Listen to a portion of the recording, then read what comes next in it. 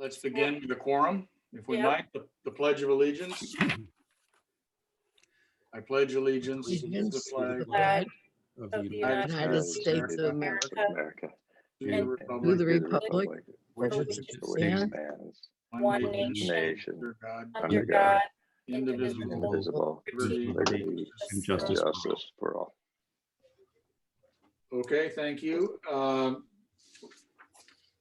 We have received the minutes, thanks to Rena and Linda.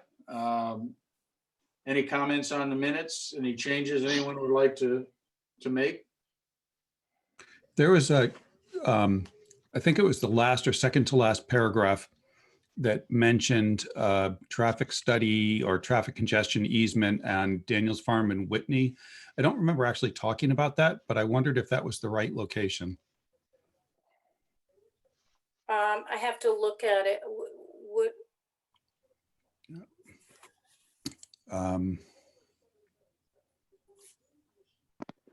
I think it's Daniel's Farm and by the CVS store there. oh, we had a talk about the traffic going into Beryl, I think raised it, that there was a lot of traffic turning into the CVS Plaza. I can't remember the whole context of the discussion, but I know it was Beryl that raised it because she had been over in that area. Was that right, Beryl? It was that last? Yes, But in Yeah, I that, think it's a good catch. I think Yeah. that probably should say Daniel's Farm and Churchill Road. Okay. yeah, Daniel. but in that section of the minutes though, it's talking about a brownfields project, a 319 application for Long Hill Green and a congestion mitigation study. So maybe it is Daniel's Farm and White Plains, but probably just take a look at it. Okay. Just to make sure. It All is, right. it is Daniels and White Plains. It's supposed to be, and you're saying it says Daniels and Whitney. Whitney. Whitney. Yeah, that's just a typo. Right. Change that. All right. Any other suggested changes here? With that change, do we have a motion to approve? so Evelyn, moved. I make a motion to approve. I'm sorry, Burl. Evelyn made a motion to approve. Second. I Carol? didn't hear who seconded. Carol, Okay. all in favor? Aye. Aye. Opposed? So it's unanimous with that change. I see Eve joined us too. Hello, Eve. So now we have a presentation from the Make-A-Wish group. Well, thank you. I also see that Vicky Tesoro, our first selectman, joined us.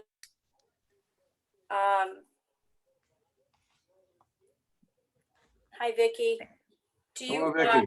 our next item on the agenda is our Make-A-Wish presentation. Would you like to address the group prior to that or after that? Oh, I'll do it after that. I'm sorry, I joined a couple minutes late. So, No hello, worries. everybody. Good evening. Evening. So we have Pam Kehoe, who is the executive director and president and whatever her title is formally, Pam, Yeah. chief cook and bottle washer of Exactly. Connecticut Make-A-Wish, and her team that are here, and they're doing some great cool things, and we've been working together quite a bit. So I invited Pam to just sort of update the commission on what's going on with the Make-A-Wish build out and the whole sort of plan and vision that they have for their Connecticut headquarters. So thank you for coming tonight, and we'll turn it over to you. If you need to share a screen, I think Bill Chin will tell us you can, or if you just want to speak. Yeah, I think we're just going to speak today. Kim Smith says she's muted, so I think she dialed in via her phone. So if you see it 203-521-0282, she just needs to be unmuted. And I invited Kim today because she is involved from Make-A-Wish in the whole Trumbull Corporate Park and attends those meetings. And so she's kind of been our conduit with all that. So, well, thank you for having us tonight. For most of you, maybe you don't know, but Make-A-Wish Connecticut has been working in Connecticut for 35 years. And almost all of those 35 years have been in the town of Trumbull. And I find when I say that, most people are surprised. We started out in town in basically a call it a basement closet. And then we morphed onto Monroe Turnpike, where we were there for many, many years, a couple of spots. And then last November 2019, we closed on, which is now called 56 Commerce. It was called 60 Commerce. So the old Pilot Pen headquarters, we split the building off. The front building is the one that we purchased, and we began the renovations then. What we got is 3 floors. There's 15,000 square feet. It's 7.5 acres. So we got the beautiful, there's 2 ponds there if you haven't been there, a small one and a large pond with fountains that are just lovely, and a nice big field that we're trying to figure out what to do with. And so what we've done is we started the renovations, and we used the local firm Bismarck Construction, who are just finishing up basically, but they've done a great job. And then we've also used a local landscaper, Angelo. I'm trying to think of what Angelo's firm's name is. I can't think of it right now, but and he's also from Trumbull. So we've really kept it local. And the staff moved in February 2020, and we moved into the top floor. So that's going to be an area for staff, volunteers, interns. Unfortunately, COVID hit, and we really didn't get to use that much. Although we do have a skeleton crew in there now, but we plan to have more people come in. And it's great. During a summer, we're going to have 15 college kids, and we've got a lot of seniors that come in too and used to volunteer in our office, and we never had room for them. So now we have room for a lot of volunteers. In the lower level it's just about built out. It's a community level, and it has a kitchen. You can actually fit up to 200 people there, 130 with round tables. So we hope to have chamber events, kids programs there. Some of the kids that are alumni, they've never had a birthday party, they don't get invited to proms. We're going to have some of those things. And then the main level is the wishing level, and we're building that out as we get donations. So it's gone slower than what we had imagined. We had a capital campaign of 6.8 million. We're lucky to have raised 3 million during these times of 6.8, but we still have a while to go. So if you come and anyone's invited for tours, we've been giving them, one at a time with masks. You'll see there are parts of the floors that just aren't built out and kind of waiting for a donor to come. So if you know any donors, please send them our way. And so we really want to partner with you because we want to be more visible in the community. We'd like to bring the corporate park alive. Kim, maybe you could talk about December with WW, what they just did this year, and maybe what we want to do more next December or this December. Sure, absolutely. Is my audio working? Yep. Yes. Okay, great. So it's really great to be here with all of you. Thank you so much for the warm invite. As Pam shared, this place is not only going to be amazing for our Wish kids to really expand on their journey, but it also is a way for us to be in front of not only the Trumbull local community, but also other communities, bringing them to the Wishing Place, which is a new destination. As Pam shared, that the campus we're really developing it to be like a campus. So people really have this amazing experience from the moment they drive in to going through all the different floors. And the bottom space does have that community feel that Make-A-Wish is all about fun and forgetting about all the stuff that these kids are going through, and to really kind of bring them to a really safe and comfortable place. And we feel that from our building perspective, that bringing in the community, it's really going to offer and lend itself to different corporate activities, employee engagement, and also really just pull in, because these kids come from so many different communities, but we really want them to come. We feel that Trumbull has so much to offer, and our campus has a lot to offer. So we're really excited to be able to offer that. In December, we had an experience with WWE, which was outstanding. And they rallied around us with putting together video screens and having a unique opportunity for our Wish families to be able to have a drive-through experience of lights and celebrities and all these different things to really showcase what they have to offer, but give these kids an amazing kind of drive-by safe COVID experience. And, it's okay. They weren't in the building, but we were able to give them just from driving through this experience that not only WWE wants to support more now than ever, but it gives these families an experience too. So we are excited to really take not only the corporate park. I've been in a few of their meetings, and we're trying to kind of leverage all these different companies to have us be one. And it kind of paused a little bit because of COVID, because we've had this, everything's been on pause, but the energy that has been created through those meetings has just been outstanding. And one of the things that we're working on moving into kickoff spring and summer is we have a walk that is really kind of like a destination that we incorporate not only our Wish families, but other corporate partners to come and have a really fun day experience. So we've gone to other areas to have these walks, but we are really reimagining what our events look like. And now that we have the space and the capacity and this campus that lends itself to be outstanding, we are looking to have our walk in May. So this is something that we want to drive people to our building, but also engage the corporate park and really have kind of a, we're all one family. So we're excited about that experience, and we're in the planning stages of that now.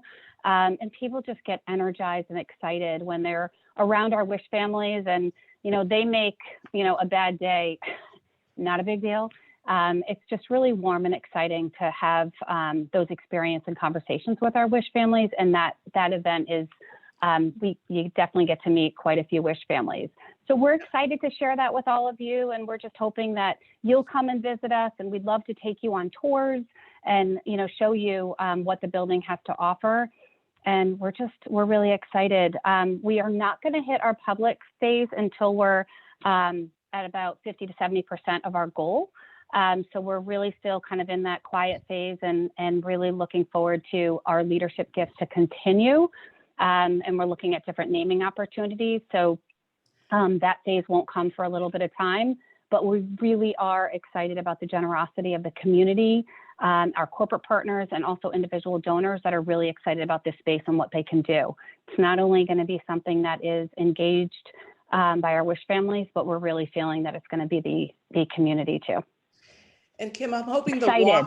the walk on May 15th, I hope it'll happen. And I hope actually that would be our kind of public, the campaign. We're also hoping to have our grand opening June 26th, but we're open to things. So we've got that field. If you guys think that we can, move a farmer's market there, or we might have drive-in theater movies for the Wish kids, we're open to these things, and we'd love to get your thoughts.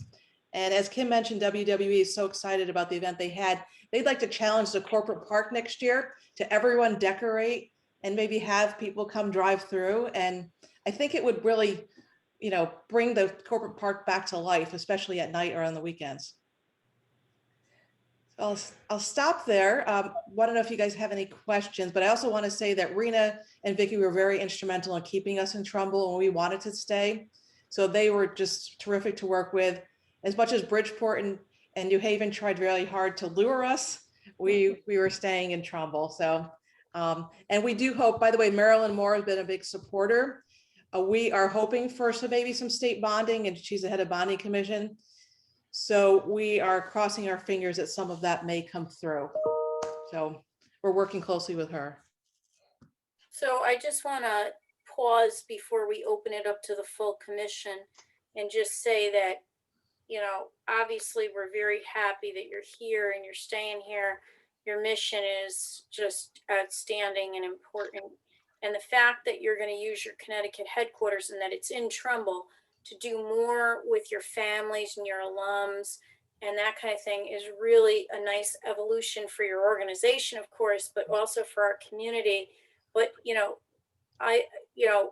I hate to use this word in this presentation, but selfishly, your presence in the corporate park candidly breathes new life into a corporate park. I mean, we are in a suburban office park kind of complex that has seen its heyday many, many years ago.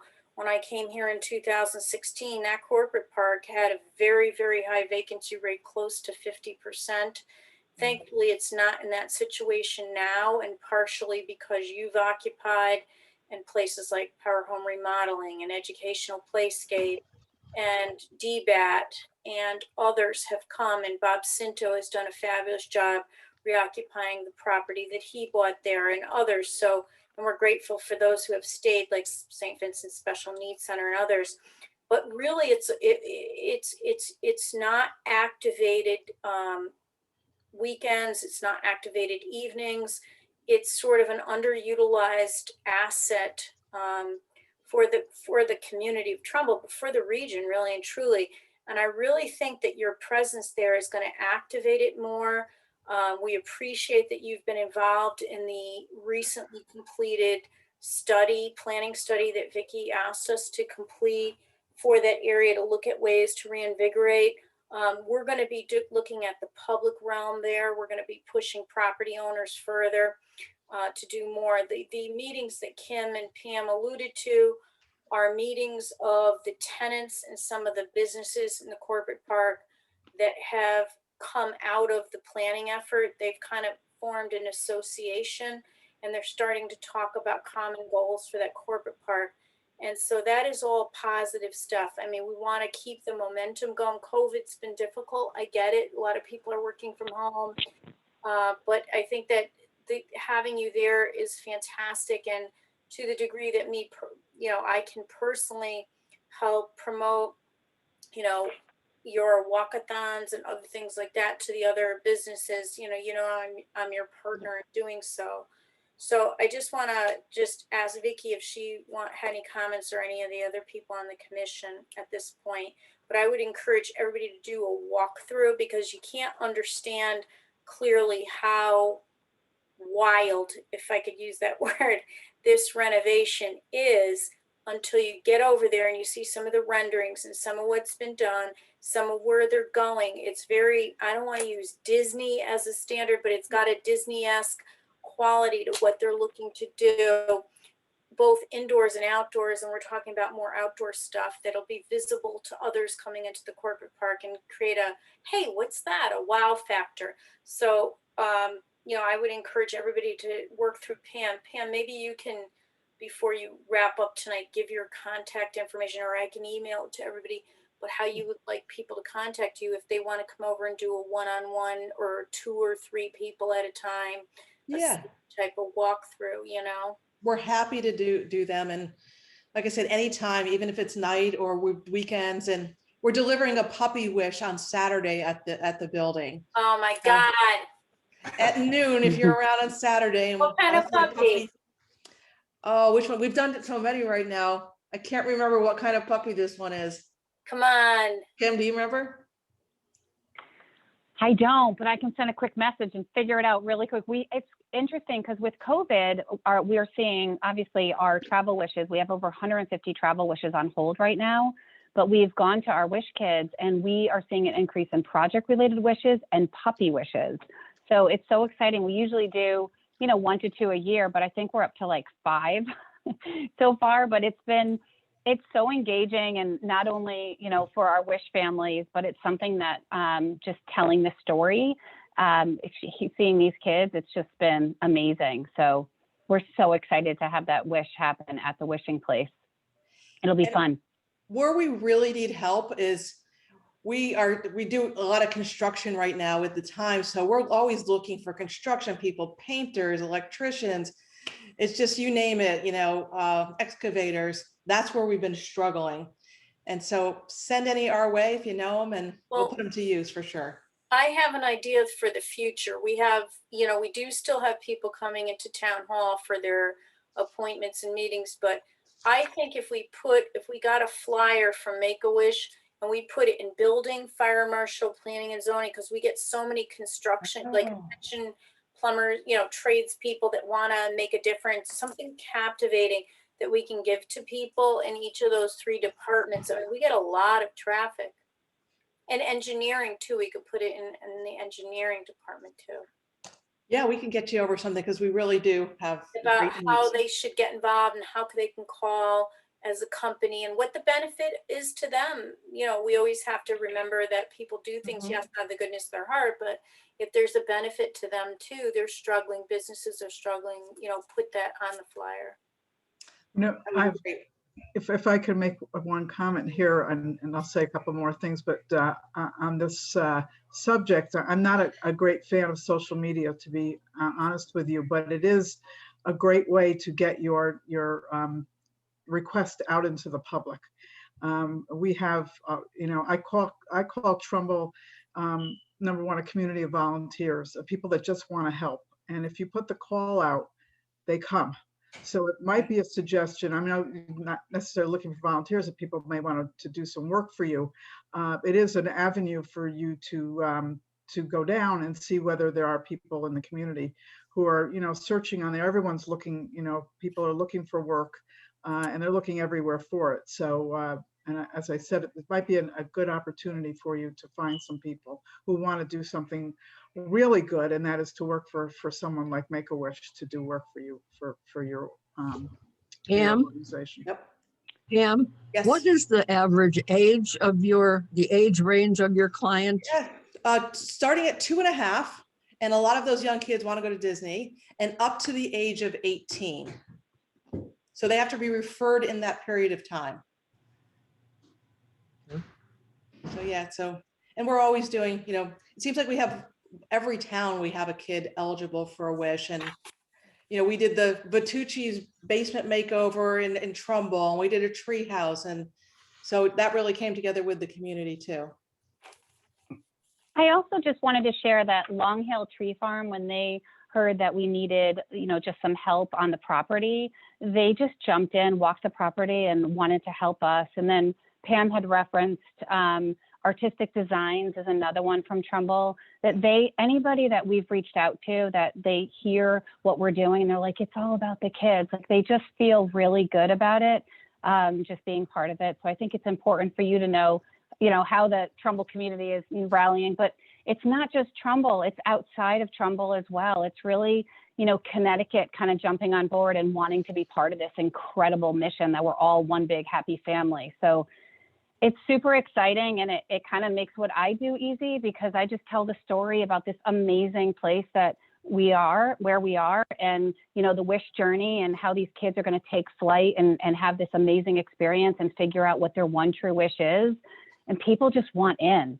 So I can't wait for all of you to come and take a tour and really kind of feel that magic, because it truly is just, it's amazing what they've done.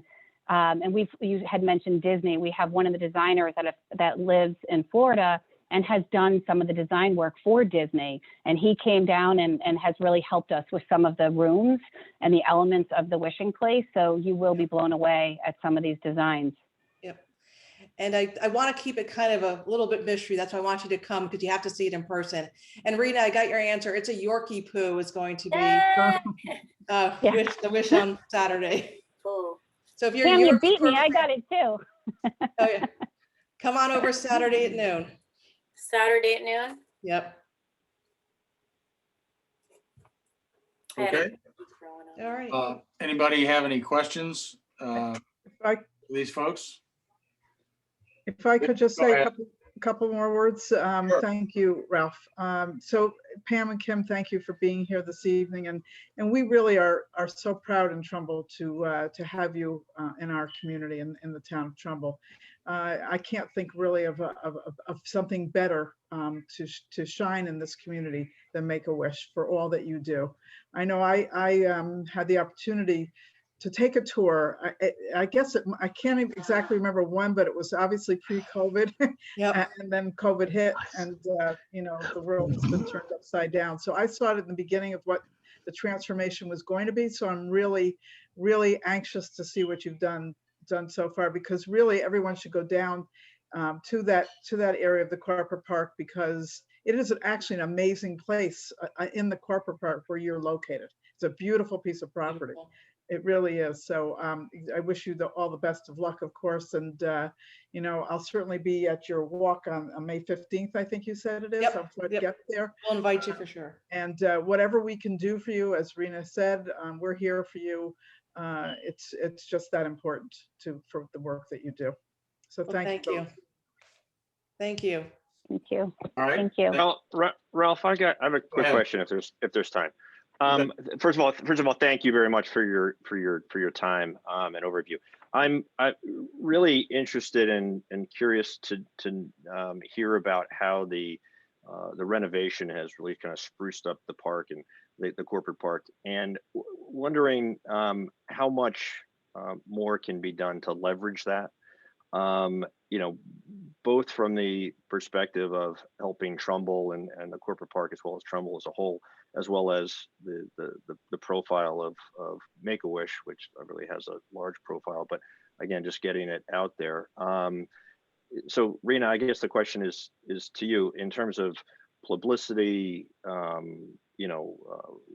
just getting out to the general public, not just in Trumbull, but in the surrounding area, especially anybody interested in commercial real estate,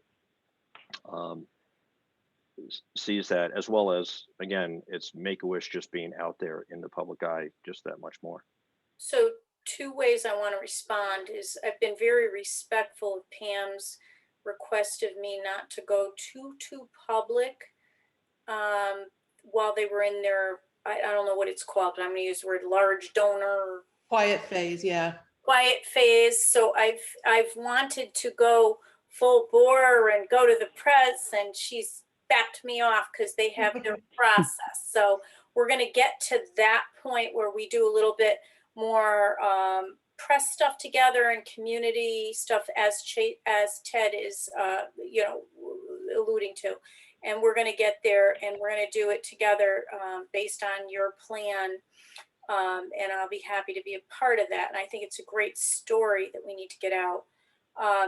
But secondarily, the plan that I was alluding to, Ted, and this is something that is on our website. I thought Rob might have emailed it to everybody, but if he didn't, I will email it out to the commission. It's not a fancy name. The IL3 study for the area was just completed, that has some goals for the public realm for the future and so forth. And I think doing what we wanted to do for the other planning studies we weren't able to do because of COVID, a kickoff to the landowners and commercial broker community to talk about that study, what the goals are, some of the new dynamic stuff that's happening in that corporate park, and sharing it with them. We'll do what Ted is talking about, generate other interest in the corporate park, is basically how do we use it as a leverage, as a catalyst to generate, I think this is what you're asking me, Ted, to generate other interest. And I think the broker community, Vicki and I have had, I want to say at least 2 broker meetings. We host quite regularly, or we used to host pre-COVID, the Fairfield County Brokers Network. We have a really good relationship with them. I have a very strong relationship in the broker community. I always have. And that's been one of the things that's been a real asset for me in my work. And so we had most recently, probably right before COVID, Vicki and I, and we were in the midst of we had just kicked off the planning study. I don't think Make-A-Wish had signed their lease yet or signed their purchase agreement yet, but they were in the process. And people had already seen some of the new businesses coming there, like DBAT, a recreational business that brings people in after hours. The shared workspace concept that was coming there. So they were getting excited about some of the new concepts. We need to do that again. And it's hard to do everything by Zoom and get people excited. So I'm, ready to go out the gate as soon as we can do a little bit more. Hopefully, I'm thinking this spring, summer, or fall. And again, we're all trying to field what this looks like. Even if it's, to do some of these cool broker landowner events, to talk about what's going on and get people excited, because there's a real opportunity. I won't get ahead of Make-A-Wish, but they're looking at doing some things outdoors that lead up to their property. And we all have to work with our town folks, and Vicki knows that I raised this in one of our recent management meetings with some of the other key department heads, and we're going to set up a meeting separate from this to talk with the key folks at Make-A-Wish. but they have some ideas about how to do some things that lead up to their building that create like energy and excitement and color and, that kind of thing that, so this is a work in progress. There's a lot of opportunity, Ted. And I'm not going to wait entirely till COVID's over, but some of it has to happen sort of when people get on site, see it, feel it. And just to make another note about the corporate park, Vicki has asked me to look at I have some money that I didn't spend in my budget this year, and that I'm going to meet with her about, because, for example, I go to a conference normally, a deal making conference for tenants every year, to try to attract retailers. Well, that was obviously canceled this year. It didn't happen. So I have the money that I would have normally spent on that and a few other little, not a lot of money, but it's a couple $1,000s. Well, one of the top priorities is to get the wayfinding and the signage in the corporate park at least fixed a little bit. So we have we're going to start investing. It might not only be small investment, but a visible investment to try to, upgrade things that are all in the plan that all the tenants have raised issue with. So like we did in Long Hill Green, like we will do for the corporate park, when we have a plan like this, it does not sit on a shelf. We use it as a roadmap for strategic advancement in that area. And we will do that here. Great, thanks. Makes sense. Thank you. Just as a side, Fairfield County Commercial Brokers Network met last week, and they are looking to hopefully in June or July start having in-person meetings, even if it's with a smaller group and some kind of hybrid of some people being there in person so they can tour a facility and some people being virtual. So, keep in touch with Win Baum and get on his calendar.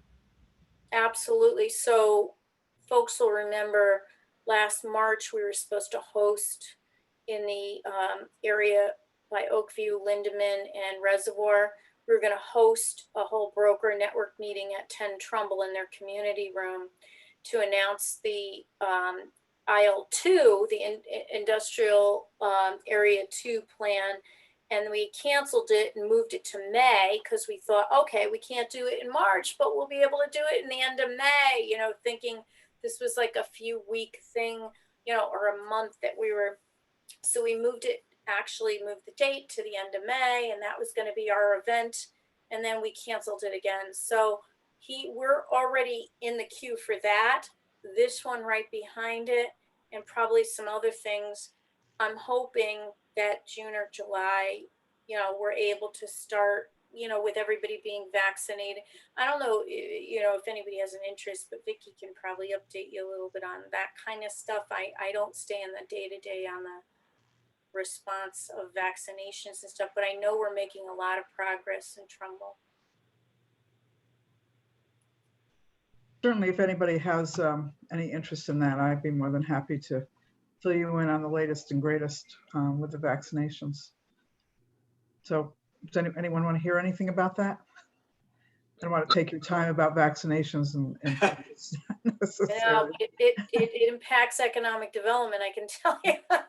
It Well, impacts businesses all the time. Well, obviously it impacts everybody. So at this point, Connecticut is in phase 1B and only one part of 1B that are people that are 75 and older. The 1A people who are health professionals, people who live in long-term care facilities, and first responders who deal with COVID issues are still able to get the vaccine as well, of course. So it's 1A and the 1B sector of people 75 and older. According to Governor Lamont, the 1B group, which includes a lot more people than just 75 and older, will move to the next phase of that 1B, which will be people who are 65 and older. And that should start within the next 2 weeks. There's no definitive date, but that's the word out on the street, or it's the word directly from him, I should say. So what we do in Trumbull, as soon as we get the information, we will, share it with the community about how people 65 and older will be able to get vaccinated. There is, a way for people in that 1A group and the 1B 75 and older to register on what they call the VAMS site, which is a vaccination administration management system that they can go online to do. But of course, they found out that, and no surprise, that people 75 and older were struggling with using the internet to have to sign up for a vaccine.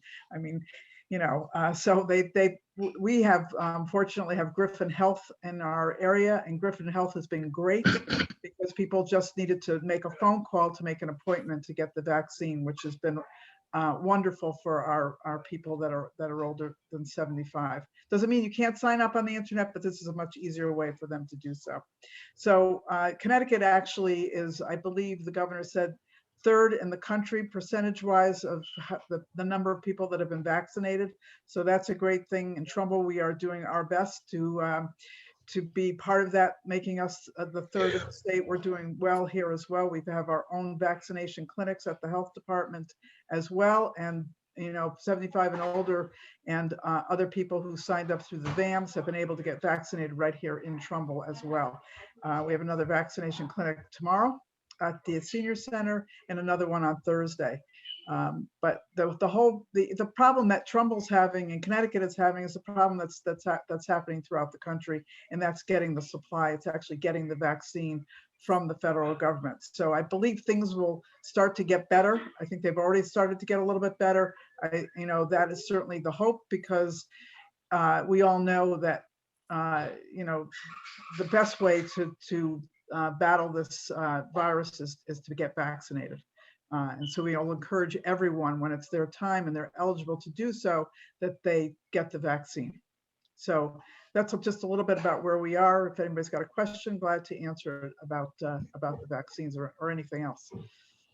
Thank you. This is Evelyn, and I don't really have a question. I just want to say thank you for the great job you're doing. I spoke to a very dear friend of mine who about a year ago moved to Rhode Island, and she is 75. Actually, she's older, above that, but she said in Rhode Island, they do not have the vaccine and they cannot get the vaccine. She's been trying everywhere and there's nothing to be had. So we are very fortunate here.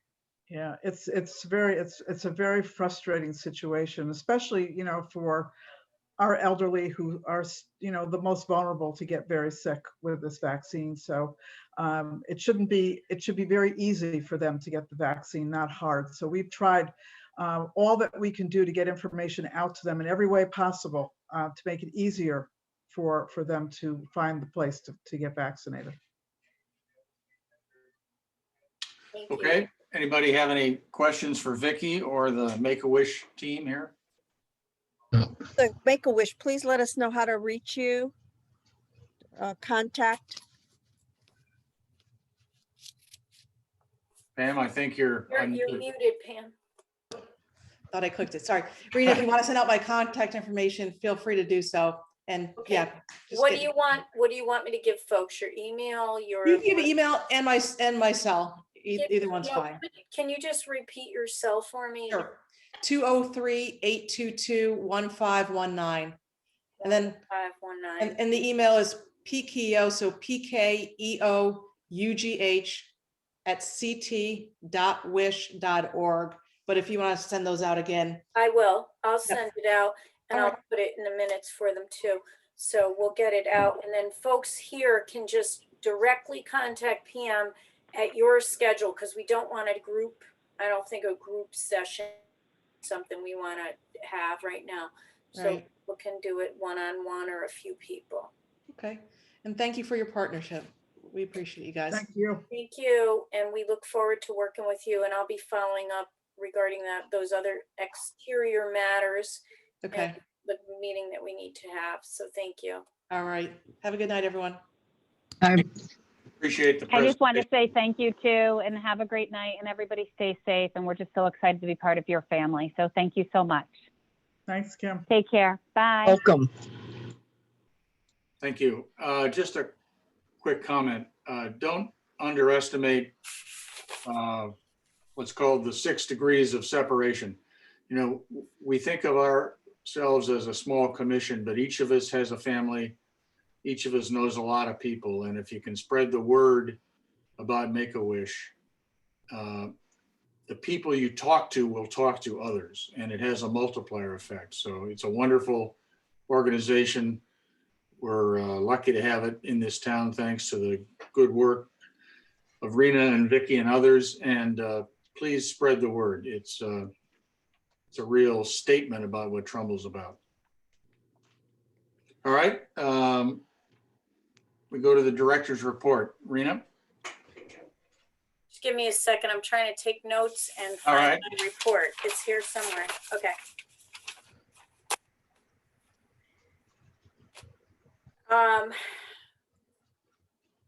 Business update. I'm going to try to, because we're way, past our normal time for my report. So I'm going to try to give some high points.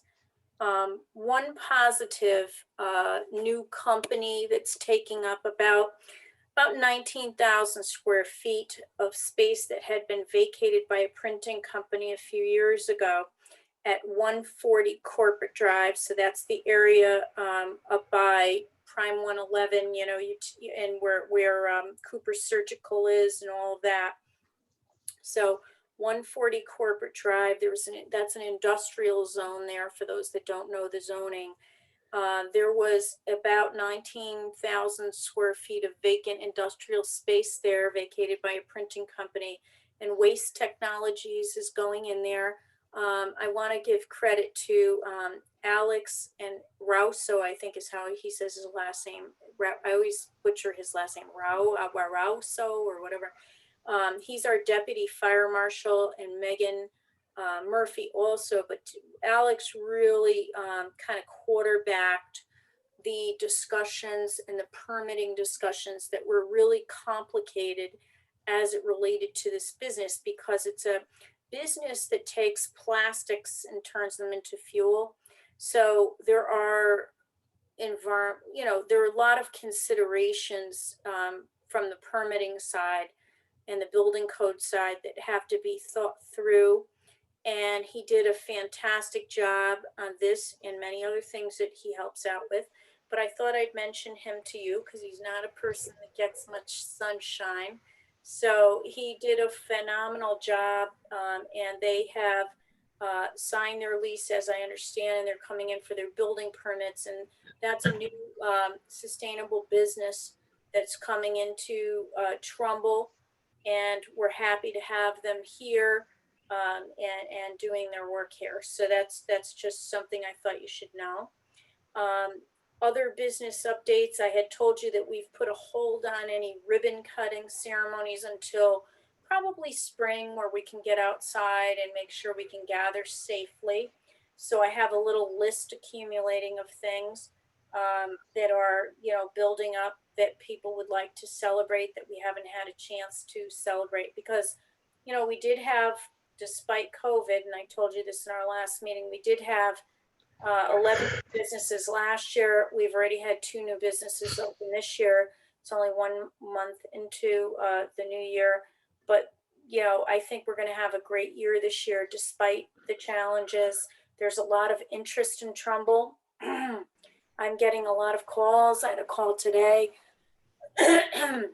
Someone I had reached out to well over a year ago about a business that they have in other parts of the state that I thought would be a neat business for a Trumbull location.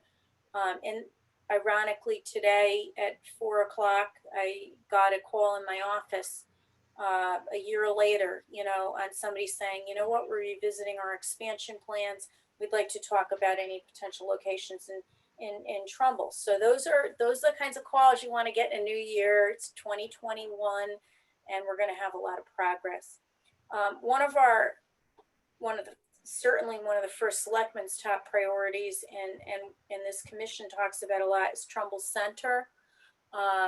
Vicki will tell you that the staff's been meeting a lot to talk about short-term improvements to the area that make sure that it's safe and that traffic is flowing and so forth. We're working toward a longer-term vision. The town committed money last year for a planning study. We had drafted a scope of work and then put it on hold because of the virus, but I can tell you that back in November, the RFQ went out. We did receive 8 responses to the RFQ on December 17th. A small committee of us went through all those responses. We interviewed 3 firms, and we have made a selection, and they will begin to work starting next week on a Trumbull Center corridor planning study. This commission will be engaged in that. One of the things that they will do, in addition to talking, obviously, the Planning and Zoning Commission, they will be talking to this commission. So I will be setting up potentially for our March meeting, Ralph, and you and I can talk about that a little more. But if that's the appropriate time, or if we should have a special meeting or whatever, special workshop type meeting for that input from this commission on that corridor. That scope of work is both a planning scope of work, a visioning scope of work, an engineering scope of work. It's very diverse. And there's a lot of things happening in Trumbull Center, or potentially happening. So it's a real opportunity. And again, we received, really 8 outstanding proposals. It was very difficult to make a decision.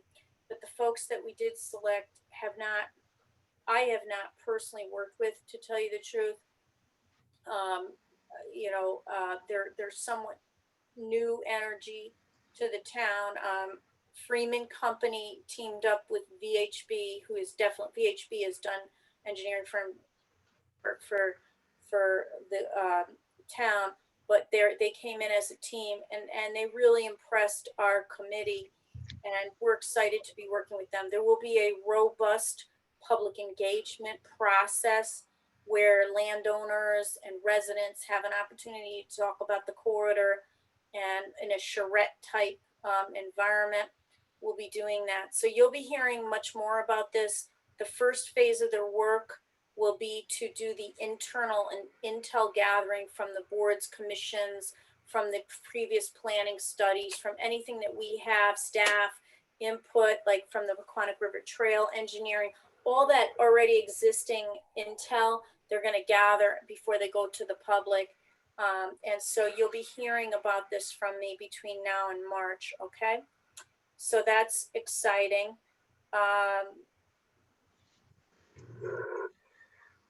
On the community development front, if you have not, I say this every meeting, taken a ride by Reservoir Avenue and Lindeman Avenue and Oakview and all of that, I really feel you should. The whole neighborhood has changed. It's really building out. Reservoir Avenue, I think the development there, I mean, I would love to hear your feedback, but I think it looks terrific. It's really looking, and I think the change that actually Vicki raised this, I love to take credit for it, but it wasn't me, to scale the front of the development much more residential. It looks great on Reservoir Avenue. The stonework and the colors that they've chose, it looks like, more of a townhouse condominium type development.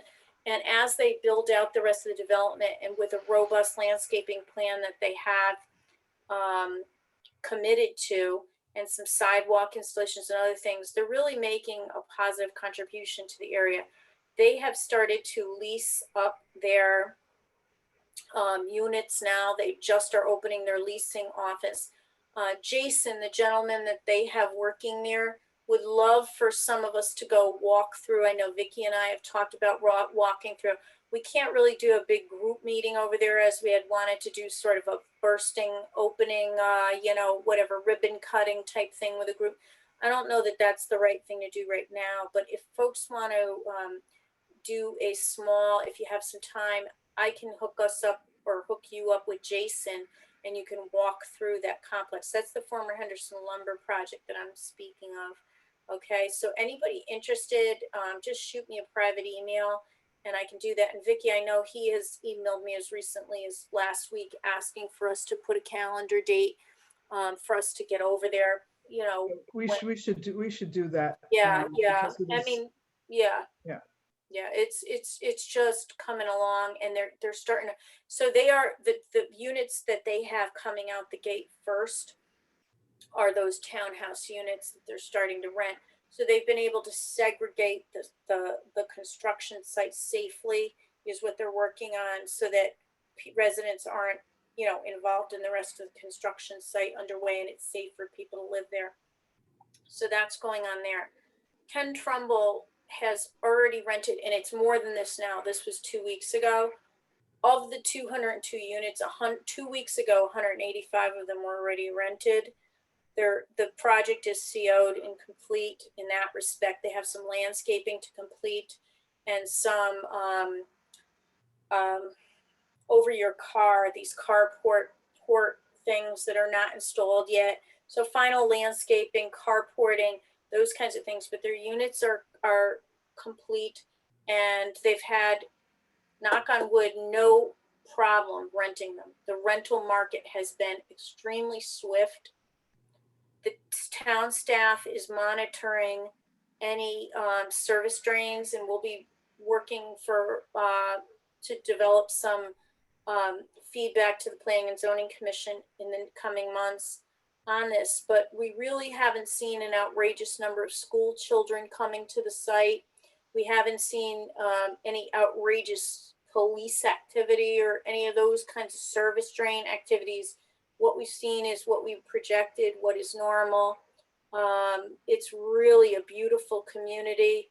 I think that the residents there will probably be happy when it's finished finally, because it's hard to live in a construction zone, but the feedback is very positive. Across the street from 10 Trumbull is the 55 or older independent living facility. I mentioned to you they're ahead of schedule. They're going to start occupying.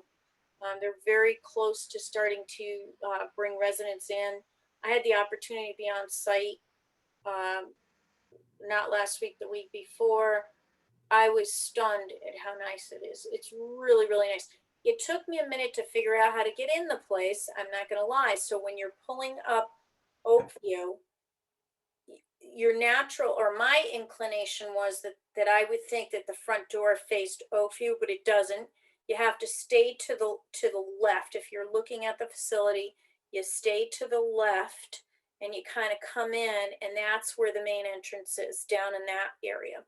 And it makes a nice setting actually once you get over there, but it's a little, I was looking for a door. I couldn't find the door initially. So, you know, you should take a ride over there. They've done a beautiful job on the facility. And I know that they've been actively marketing and engaging residents, and that's going to start to occupy as well. So, you know, a lot going on there. Other community development things at this point really are more in thought and not in actuality. So I'll leave it at that. If anybody has any questions about that for me, I'm happy to answer them. Rena, do we have any, this is Shelby, do we have any demographics or any information on where the tenants are coming from at 10 Trumbull? Yes. The majority of tenants are actually coming from Trumbull and the surrounding areas, surrounding towns, and then secondarily from New York and then New Jersey. So there's the largest number, or this might be a little bit older. It wasn't, I didn't ask this in the most recent data that they gave me, but in the first data, when they had about half the units occupied, Trumbull and Shelton, Monroe, Stratford, the 6-town region was the primary where people were coming from. And then some from Norwalk and Stamford, and then New York, and then New Jersey. And it was, I want to say it was like 10% from New York, New Jersey, 10% from Trumbull, Norwalk kind of area, down county, and a bulk and majority from the 6-town region, inclusive of Trumbull. There are a good number of folks that are Trumbull people, or originally from Trumbull, moving back to Trumbull because they grew up here, those kinds of things that are moving into the place. 2 of them, Shelby, came from my house. 2 2 units or 2 occupants? They were living with her. They were like, get out. You've been here. Two occupants We can't take you any longer. who started their married life living in Oakview. You're skewing the data set. Okay, got it. Yeah, so, I'll ask for an update, Shelby, because that's very important information. But that was what they told me about halfway in.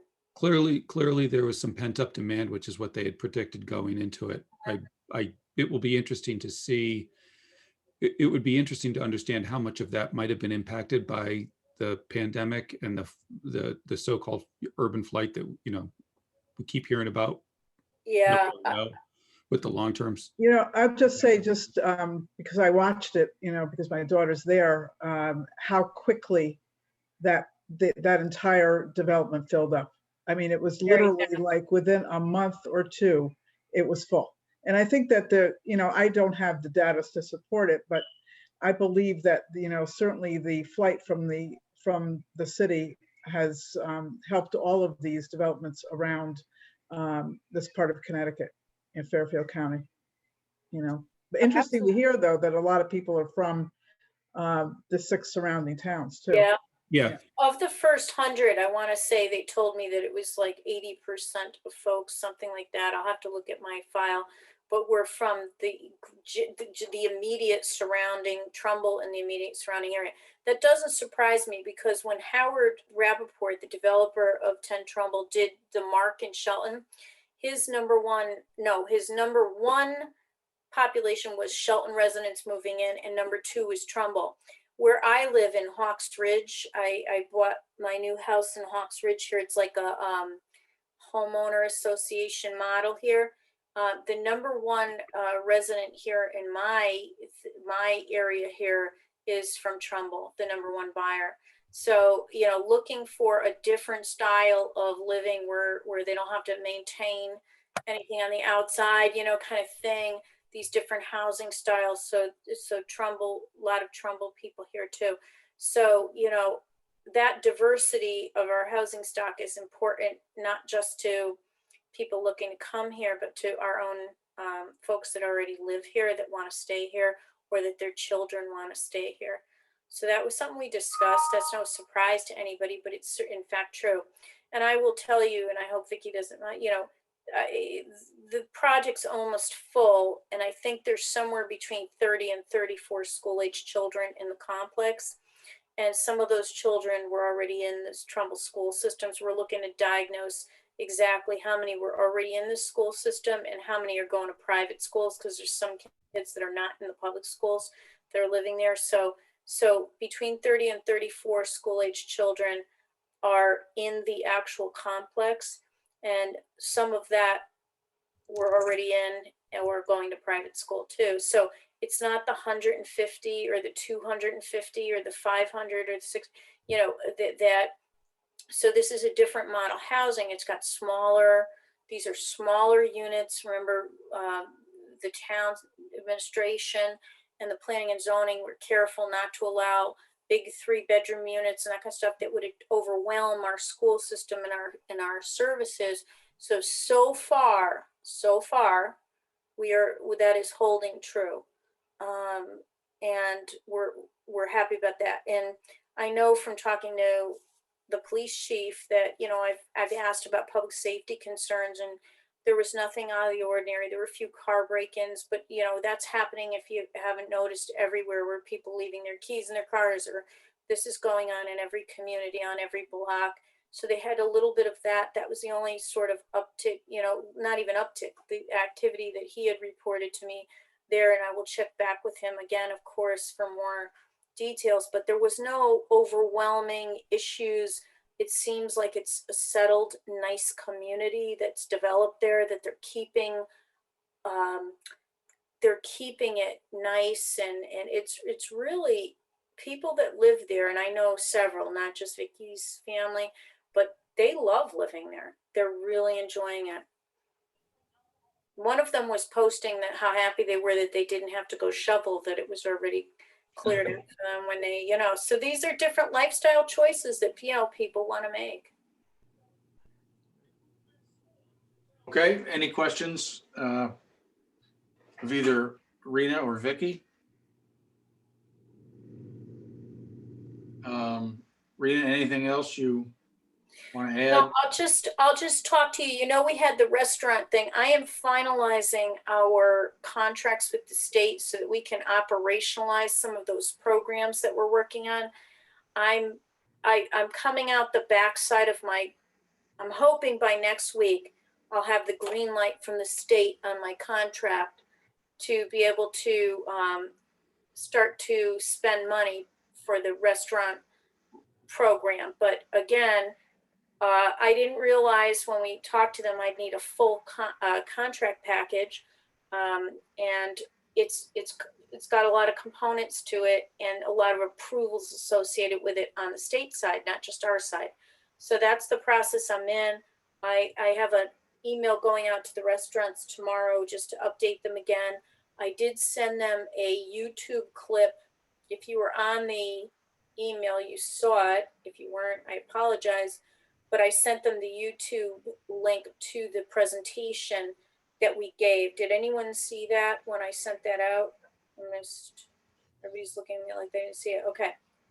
So you might not have been on the email, but I did a follow-up with the restaurants and sent the follow-up so that anybody who didn't see the full meeting or needed to, revisit or what have you, that they were able to just click on the channel, YouTube, and almost like attend the meeting in hindsight. So I'm also chasing down the restaurants for their paperwork and that kind of thing.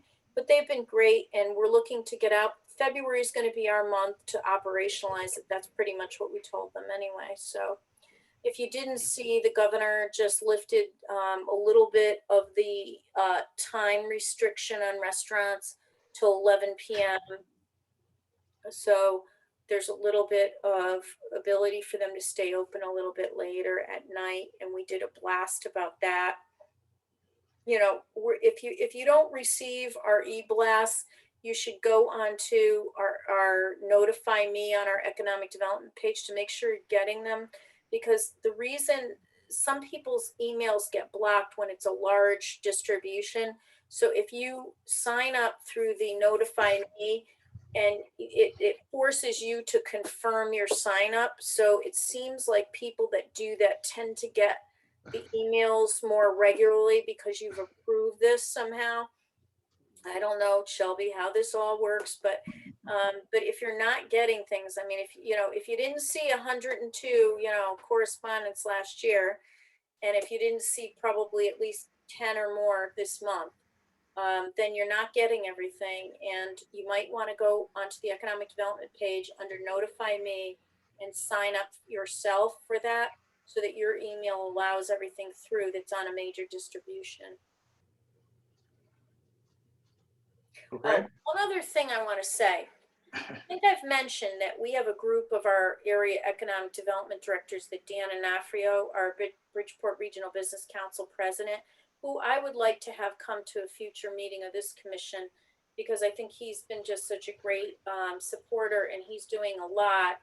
And we have a lot of things that we're working on together, but he's been convening every other Friday, right? We used to meet every Friday. Now we meet every other Friday at 11 o'clock. And it's Fairfield, it's Stratford, it's Monroe, it's Bridgeport, it's Shelton sometimes, and it's always Trumbull. And we get together and we just help each other, and talk about things.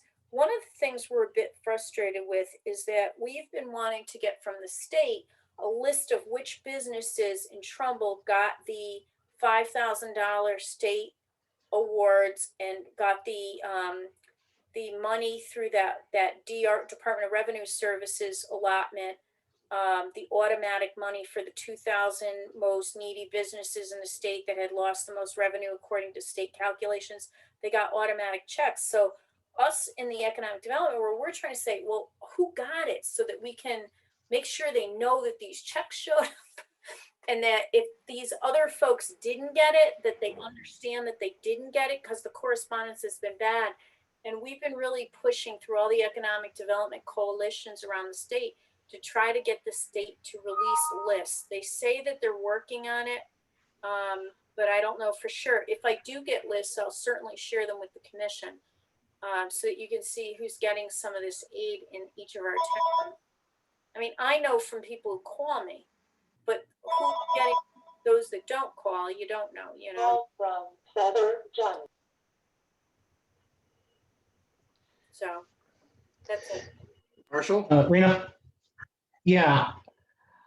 I do think that while it's important for you to know, I don't think it's important or proper necessarily for the commission or other people to know, since these people were chosen for being the most needy and most depressed and most loss of business. There's a pride involved there, and they may not want that publicized, that they got an automatic welfare check in a sense. So I don't know that, I don't know don't that think that's- that should just be disseminated. I think part of the challenge is, Marshall, they don't know if they're getting it or not. And some of them have got their checks or never heard that they weren't getting it.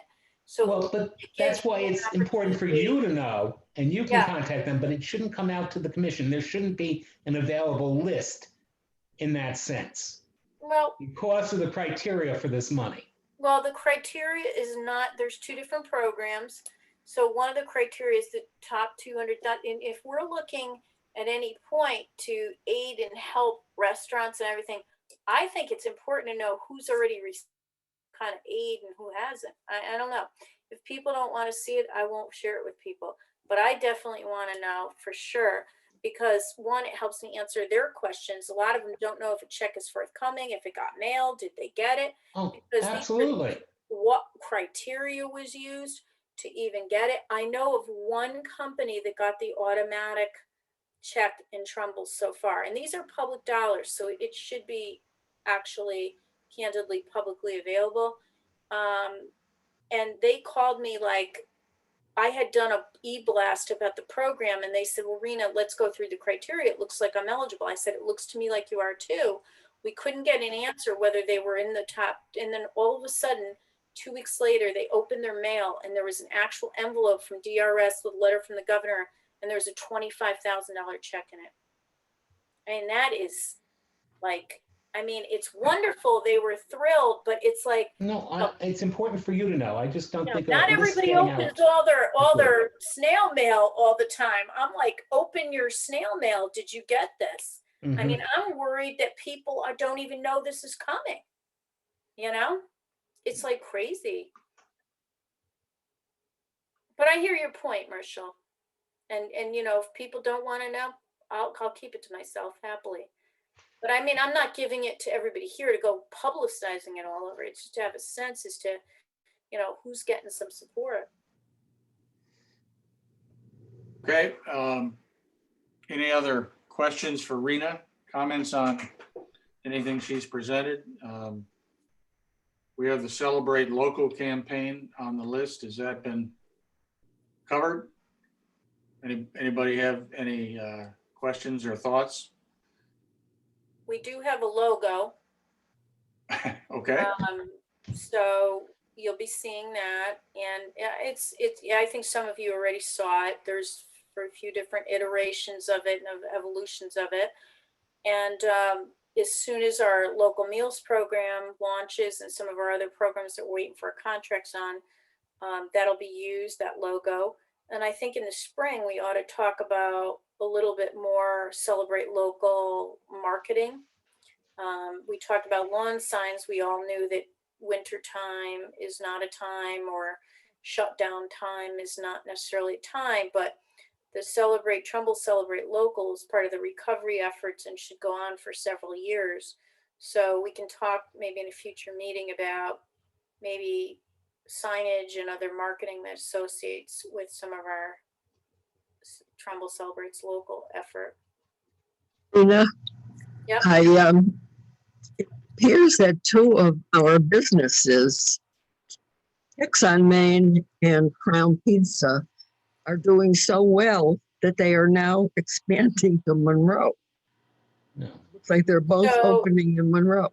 Crown Pizza, they got a location for their son, and they're expanding. Right.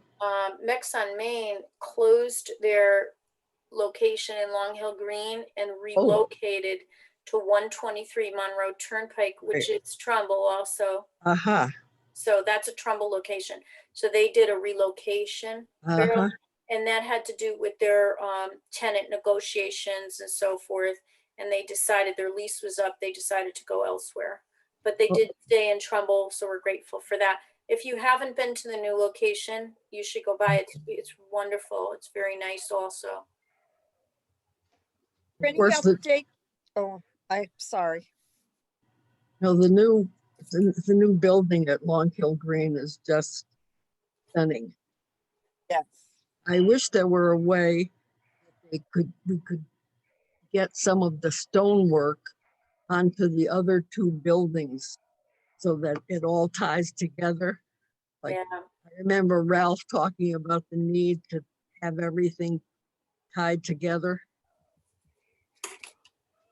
Yeah, I think it's tough when you have a long development timeline and different Right. interests there, but Right. I agree with you. I think it's coming together nicely and, you know, it's like watching your kids grow. You don't see the change day to day, but go back 10 or 15 years and remember what that area looked like and look at it now. And it really has become a village within the town, and I think it's great. Yep. So we did submit, just while I'm on that, another 319 grant. I'm hoping we get it this year. It was for 250,000 to complete the area in front of what was Trumbull Pharmacy. And that's another story of a business that is they sold out their pharmacy prescriptions to CVS. And they're trying to decipher what they're going to do with their existing business. So stay tuned on that. But that area, the roadway area where we did the stormwater management pavers that made the new parking and the patio and we've applied for the rest of that money. We returned down last year and then we did a debriefing a couple of months ago and I just filed the grant January 14th. It was due. I filed it on the 14th at 4 o'clock. Not a moment short of the deadline, but we filed it and I would love to see us finish that whole area because it would really tie the green together. We have some more landscape improvements coming to the green space. You saw the installation of the sidewalk and retaining wall to the corner of Dunellen is completed. I just filed a progress report this morning to the State Department of Transportation on the community connectivity grant that's going to put the sidewalks in from Gisela to Maine and in front of the Marissa's project and the rest of them on Broadway to tie that whole area. We are awaiting final approval from DOT. Once we get that, we'll be going to construction bid on that. And that will be a 2021 project. Maybe if the weather hits us bad in the fall, it will have to seep into 2022. But you'll see all of those sidewalks that this year begin to be installed. And by the way, the light, which Vicki has been on top of, pushing. No, They I moved the won't use the word utility pole hounding. Sunday. I won't use the word hounding, but I will say pushing. That our team that meets monthly, that light, which is funded and it is in final design approval. We're preparing the construction bid documents to go out to bid for the light and the intersection work at Main and Whitney. So that is also a 2021 effort. One of the challenges you have with street light installation, there's only a few companies in the country. I learned this, it was startling to me, and COVID has affected this as well, that actually produce the components of the lighting structures and all that. So it takes quite a bit of lead time to get the thing manufactured. So we are dealing with those timelines as well. But you're going to see much more infrastructure change this year than you probably would imagine. And it happens quick. Once they start digging, it goes quick. So, and the same thing with the Route 111 area over by Prime 111. That area we're preparing the construction documents, bid documents for the light and the trail redirection and that whole project. So that will also be a 2021 project as well. Okay, any other questions for Rena?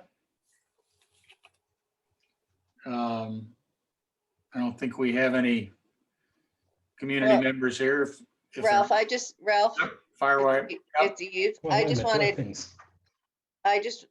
excuse me? I just wanted to bring up something for the commission to consider, because since I've been on the commission, we've had wonderful interns who have, last year, we had 2 interns who put together an Excel of restaurants and eateries in town that we use for restaurant week. And then this year's intern, who can't be here tonight because she's doing something with the, I think it's the Student Congress or something. She helped put together with me an Excel of non-Trumbull Mall businesses. And they took a lot of time, as you all know, from doing databases in different parts of your life. They took a lot of time to put together, and some of the lists we have all contact information, some of the lists we have only some contact information. And then since we have this, instead of just losing it to being in an Excel, I'd love for the town and the commission to have a real database. And in talking to Skip, there was a real database that was researched by this commission and researched, and then someone oversaw a Fairfield U student who input all the data. And you know, unfortunately, that database seems to be gone now. That's not true. That is not true. Well, that is absolutely not true. And I don't know who said that. That is misinformation. We have a database. It's an Excel spreadsheet that all of the e-blasts that go out go to that spreadsheet.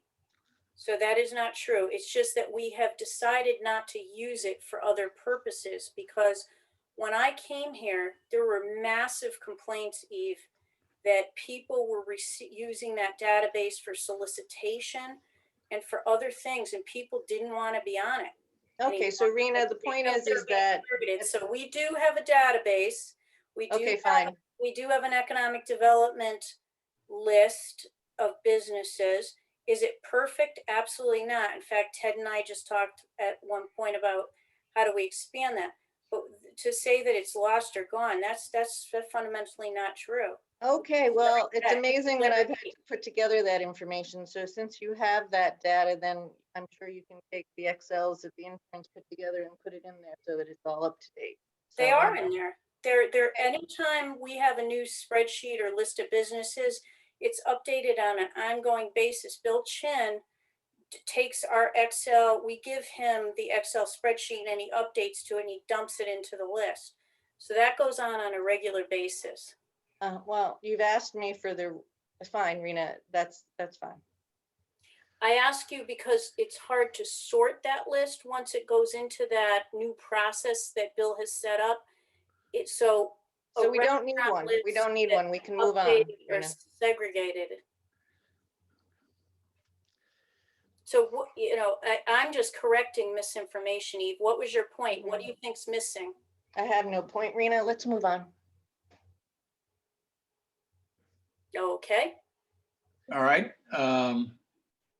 Ralph, Yes, fire away. at some point, if we get to new business as opposed to something coming out of the director, I'd like to talk about something. All right. Fire away. Okay. In the past, some developers have come to us when they are in pre-application, before things go to planning and zoning. We discuss things. Sometimes we've even written a letter of support or not support. I occasionally read one at planning and zoning where we voted in support of something. This year, because of COVID, we're not getting those kind of visits necessarily. And there are things going to planning and zoning.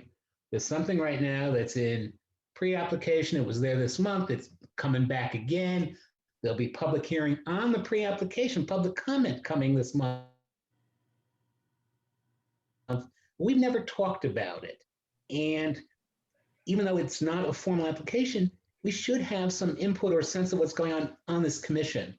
Specifically, I'm talking about the plan on Daniels Farms Road for the historic Hawley House to convert the main house into many one-bedroom apartments, to have a 24-space parking lot behind the main house, take one of the barns and turn it into a single-family home for the development, drastically changing the historic home and that entry into Trumbull Center, where further development has been planned directly above on Daniels Farms as well. Things have been in the courts. We all know something's been dragging for years. And I don't like the idea that by the time things are at planning and zoning, we never talk about these things.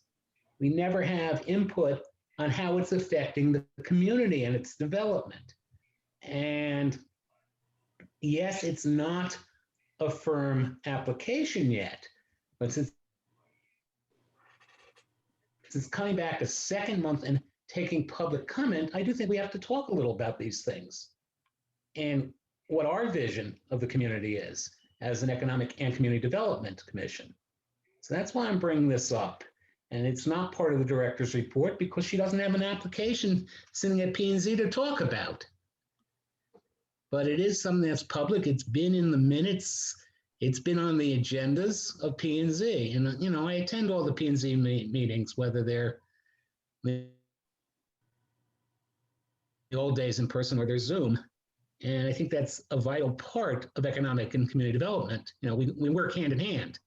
So that's why I'm bringing it up, because I think we should have a little discussion or sense of how we feel about taking a historic home and repurposing it into a bunch of one-bedroom apartments with an open parking lot for 24 cars. So that's why I'm bringing this up. All right. Maybe Any nobody comments else is here from interested. other commissioners? I mean, maybe what we should do is set up a process, a mechanism whereby issues like that are an automatic part of our monthly agenda. So at least we're aware of what's going on and can talk about it.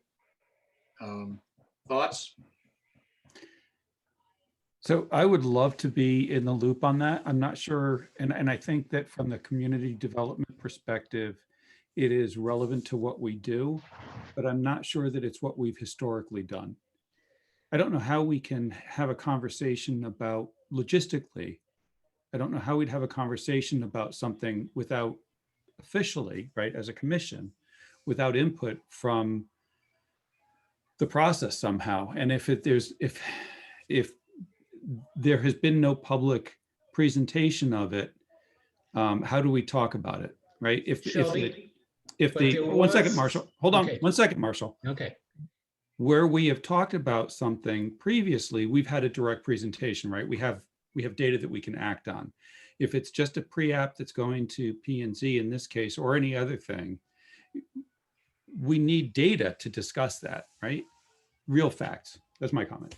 Well, what I was going to say is the pre-app certainly had all the drawings and the plans, and it's coming back for a second month at P&Z. It's been on their agenda. It's been revised on their agenda. It's some 60 pages. You know, they've made presentations. There's video of the first meeting already, and it's coming back again. And that it's already been in the Trumbull Times. It is of community interest already in town. It's not something hidden that a developer's thinking about. And I wonder how this will play and comes to us first. I mean, this is something that's out there. We didn't invent this. Let me just give you some facts around a pre-app. So the folks don't own this property yet. No. They're considering a purchase on the property. And as a part of their consideration, they had a plan and they wanted to come and vet that plan with the land use boards prior to that. They do not own the property yet. I thought they were living there already. They do not own it. They do not. So we don't, So they're leasing it currently? What? The people who are going to be the in property, the barn are already living there. No, they do not live there. The property's for sale. They're considering buying the property. So they have not purchased the property. So they have a plan if they were to purchase it. So they wanted to test the waters, if you will. That's my language, not theirs, Yeah. with planning and zoning, which is what the pre-app process is for. So the adaptive reuse regulation, I'm not going to get into the details of it because I'm not a regulation expert, but they were testing the use of the adaptive reuse regulation to look at it. Their plan would not change anything on the exterior of any of the property of the structures, and it wouldn't expand any footprint or change it. It would only change the interior of what was happening there, or make some, basic painting and stuff like that to the exterior. So there's no proposed expansion, physical expansion on the property. It would be reusing the interior of the barn, the large home that sits to the front of the property, which is already a 3-family pre-existing, I guess, zoning, I don't know. Yeah. But they would use the interior of that, the interior of the barn, and then there's a single family home that sits between the main house and the barn. There's a single family home that the purchasers would occupy. So it'd be an owner occupied property where right now there's 3 units that are rented in addition to the single family. They were looking to split it into more 1-bedroom apartment rentals and to make the property work, and then to reinvest and do some upgrades, but maintain the same structures. So that's what they're looking to do, and some other things. I mean, I was only on the telephone for that because I was between 2 meetings for that pre-app. So I only heard the first, I didn't hear when Dave Prue started talking, I had to get off the phone. So I didn't hear the whole thing. So a pre-application, they have not purchased the property yet. And to Shelby's point, we can talk about any project at any point that's in the public domain. Generally speaking, until a project is real, so to speak, and making its way into a thing, we generally don't weigh in formally. You can weigh in as a resident, you can weigh in informally, you can weigh in whatever, but as a commission, until it's a real site plan like a real application to planning and zoning, it wouldn't be appropriate, I don't think, for the commission to chime in as a body. People as a resident can do whatever they want.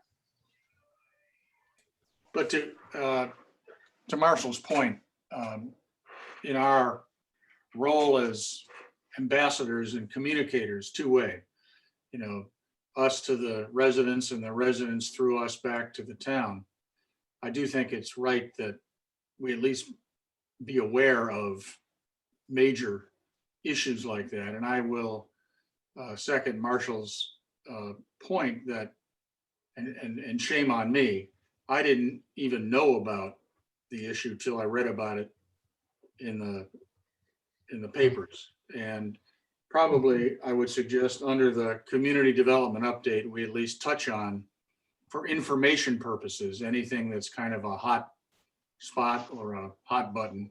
So when people, as we meander down the road, ask us, what do you think? We at least know what the issue is. Now, we can't have 100 of these every month, but we probably. I would suggest you subscribe to the P&Z agenda minutes, so it'll come to you automatically. Absolutely. I do. The town offers it. I do. But Maybe you don't read them or care to read every detail. right. Yeah. I do think that if there's something that is really a burning issue on the community development side or on the economic development side, that we at least. I mean, right now we have a moratorium on this anyway, on multifamily housing in that sense. So they've got to wait. So if I could summarize what I'm hearing people say, I think that we get updates from the director on business developments, sometimes at the, I don't want to call them rumor stage, but let's call them preliminary stage, Yep. where she can't maybe reveal some of the details, but at least, give us an inkling of something that's coming up so that we're, informed, so that when somebody says something, we can comment. Skip, to your point. It feels like we're saying we would like that same kind of notification about things that might be coming up related to community development. And I would second that, or I guess I'm actually suggesting that, or I don't know what it is, but I would agree. It would be nice to have that same kind of input. If this was one and you know, Rena made a triage decision and didn't get it right for all of us, okay. But I think by and large, I think I feel much more informed because of these meetings when I talk to people that I know in the area because of what she shared with us. So, you know. Well, let me say this, that I don't always, look, not everything that comes to P and Z comes to me. So you have to be very sure that most residential stuff, unless it's high density multifamily, I'm not involved with. So only very, very peripheral involvement. So this I do know about, but I found out about it probably after our last meeting and before the P&Z hearing, somewhere in that window. And as I said, the suggestion was that they would come for a pre-application with something that Rob thought would be beneficial to the commission, because these folks don't want to, you know, go out and buy a property and, you know, and it not come to happen. So the pre-app is an informal process, and, you know, I'm happy to share anything, but I think that it's a couple things. If I shared every single thing that was going on, we'd be here for 2 weeks. There's so much that goes on any day about potential projects that don't come to fruition, that could, that won't. I would say I would subscribe. I will certainly, and to me, I'm shocked at how controversial this project actually is, because to me, it's a very small project. You know, it's not changing the footprint of any of the properties. It's an internal change to the structures. Yes, it requires units and land use and adaptive reuse, which has a historic component to it. But it's not anything that is, it's a very small project in the realm of projects, not insignificant, but small. So, you know, I'm happy to talk about it, but we haven't talked since this surfaced and since the last meeting. So, you know, I think that folks should subscribe. I cannot brief everybody on every single project that there is. If anybody has any questions, I'm happy to answer to the degree I know. And then things like that, anything on the planning and zoning agenda you see, you can always call Rob LaBranda. He staffs the Planning and Zoning Commission. I do not. I do not. So, and he and the chairman make decisions about what goes on that agenda. I do not. So, you know, just to be clear, you know, I may be learning along the way with everybody else about what a project is in its early stages. If it's a business involved project, no, I will know about it. But not, you know, things that are residential in nature, that are single parcel residential properties, I might not have the details of that. And I can't promise that. I just can't. I'm only one person. And, you know, I'm happy to talk about it. If anybody wants to talk about it between now, anybody can call Rob. We can have Rob do a presentation, or if these people even decide to go forward, we can ask them to do a presentation anytime anybody wants. Thank you. Any other comments on this issue? Okay. Again, any other questions of Rena or Vicky while we have them here? Okay, we have no community input, I believe, because I don't see anybody here I don't recognize. Our next meeting Mr. is, Chairman, there are three people in attendance. oh, all right. If anybody would like to speak, please press the raise hand button at the bottom of your screen. Thank you.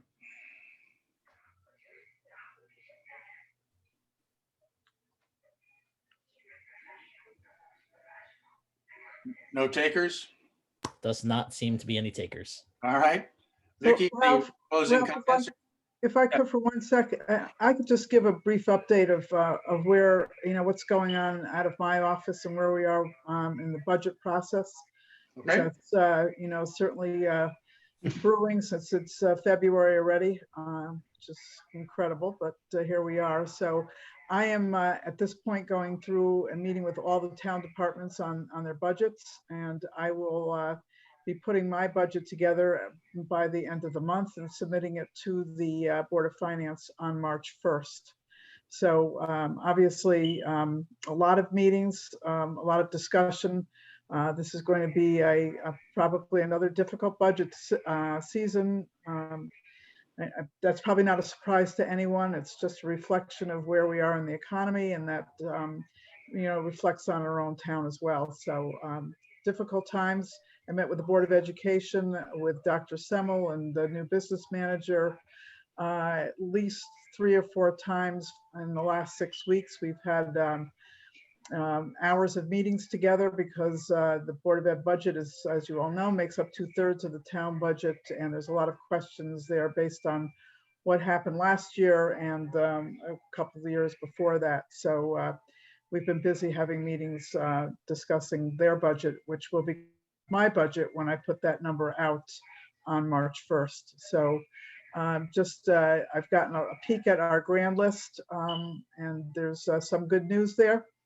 That we've had a little bit of growth in our grand list, which is always a good thing. And again, I think you need to applaud Rena and all that she's done to make sure that our grand list has grown, because I'm sure there's towns that are not looking at grand list growth. They're looking at something not as positive. So that's a good thing. That will help us with our mill rate calculation when it comes to that. So I just wanted to really give you a little bit overview of that. Once the budget goes to the Board of Finance, they will have budget hearings with all the town departments and the Board of Education. They need to vote on the budget by, I believe the date is April 12th. They will have 2 public hearings in between that time, between March 1st and April 12th. Those dates have not been set yet. And then after they vote, the budget goes to the town council, and they have the budget, and we'll have budget meetings with all the departments again. And they vote on the budget by the 2nd Monday in May. And then the mill rate is set in June. So it's a long process, and it will be, I'm hoping it's not as difficult as I'm thinking it might be. So that would be a good thing. Just so everyone knows, we do have a tax postponement. Our real local property taxes that became due and payable on January 1. The date has been extended to April 1. So that is a postponement. Obviously, people still have to pay their taxes, but that was under the governor's orders that we were able to extend, as we did last April with the taxes. April and July, the 2 payments last year were extended. That same executive order allowed us to extend again. So people, I'm sure some people have taken advantage of that. Others have just continued to pay their taxes as they normally would. So that's just a quick brief overview. And again, lots of development, as you all know, going on in town continues to go on. Please do take Rena's suggestion and go to Lindeman and Oakview and Reservoir and see what's going on down there. It is an amazing transformation of that area. It doesn't look anything like it used to look a couple of years ago. So any questions, I'm glad to answer them. Just a quick overview of what's happening. Thank you. Any questions for Vicki? I don't have a question for Vicki, but Ralph, I have a request of you. I'd like to meet with you post this meeting because I want to understand what the miscommunication was regarding our database, our economic development list. So I'd like to hear from you and then report back to the committee about what misunderstanding there was about that list being lost, because Eve referenced you. Okay. Happy to do that anytime. We can do that on the phone. Zoom, Yeah, I think we should do a phone meeting. In fact, I'll email you right when I get off this meeting Okay. to find out where the misinformation is coming from. So thank you. All right. Let me make just a couple of points. Number one, and it kind of relates to Marshall's pre-app question.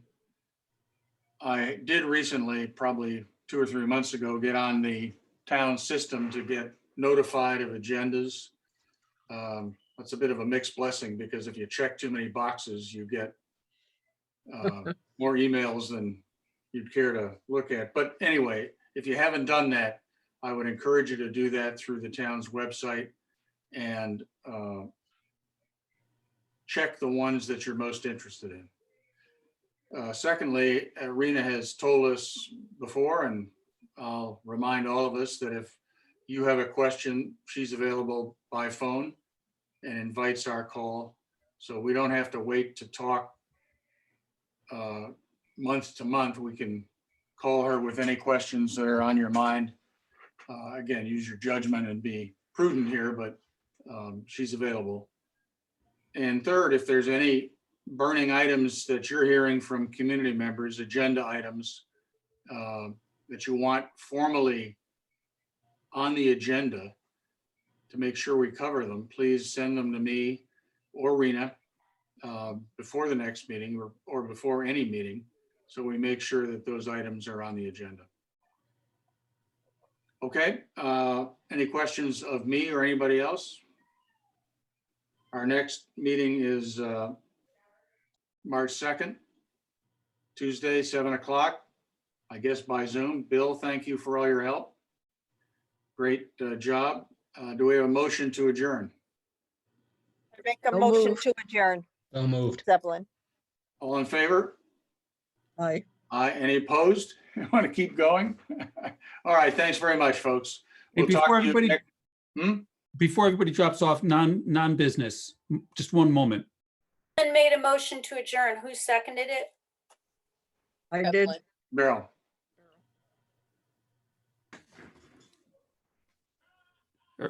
All set? Okay, Shelby? Yeah, just a public service announcement. If anybody has an iPhone, update it. There's a fairly important hot update vulnerability that needs to get patched. If anybody doesn't know what that means, let me know. But if you're not the kind of person who typically updates, please update this one. That's it. All I right, was thank told you. that's for success and newer only, I believe that's because I true. was 6 and they said, don't do it. That may be true. I don't know. But if you have a more recent one, then yeah, please update it. The 6 is not supported on this iOS update. Yeah. Okay, well, thank you all, folks. We'll see you by Zoom next month, if not before. Thank All you. right. Good night. Good night, everybody.